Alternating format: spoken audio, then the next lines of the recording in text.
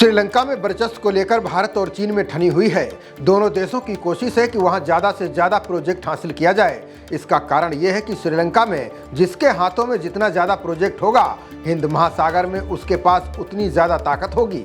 इसी कड़ी में भारत को बड़ी कामयाबी मिली है। श्रीलंका की सरकार ने मट्टाला राजपक्षे इंटरनेशनल एयरपोर्ट का प्रबंधन भारत और रूस को सौंपकर चीन को बड़ा झटका दिया है। श्रीलंका की कैबिनेट ने बैठक के बाद बयान जारी कर बताया कि भारत और रूस की कंपनियों को अगले 30 सालों के लिए एयरपोर्ट के प्रबंधन की जिम्मेदारी सौंपी गई है। श्रीलंका सरकार के इस फैसले से चीन के पैरों तले जमीन खिसक गई।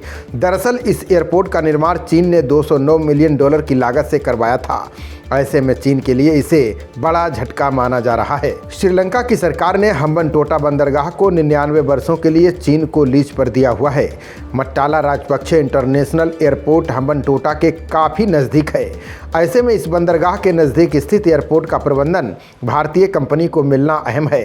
बता दें कि चीन की एक्जिम बैंक ने मट्टाला राजपक्षे एयरपोर्ट के निर्माण के लिए लोन दिया था, जबकि इसका उद्घाटन 2013 में किया गया था।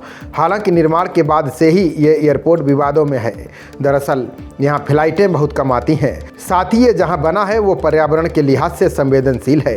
राजपक्षे परिवार ने इस एयरपोर्ट को अपने गृहनगर में बनवाया है, जहाँ इसकी कोई ज़रूरत ही नहीं थी। साथ ही लगातार घाटे में रहने की वजह से एयरपोर्ट के निर्माण पर भी सवाल उठ रहे थे। कई विशेषज्ञों का तो यहाँ तक कहना है कि इस एयरपोर्ट का निर्माण करवाकर चीन ने श्रीलंका को एक और कर्ज के जाल में फंसाया है। अब घाटे से उबारने के लिए ही श्रीलंका की सरकार ने एयरपोर्ट का प्रबंधन भारत की शौर एरोनॉटिक्स लिमिटेड और रूस की रीजन्स मैनेजमेंट को सौंपा है। हालांकि ये सौदा कितने में किया गया है, इसका कोई खुलासा नहीं किया गया है। दरअसल चीन के कर्ज की उच्च ब्याज दरों की वजह से श्रीलंका की सरकार परेशान है। यही वजह है कि श्रीलंका की सरकार चीन के एक्जिम बैंक से लिए गए कर्ज को फिर से पुनर्गठन के लिए बातचीत कर रहा है।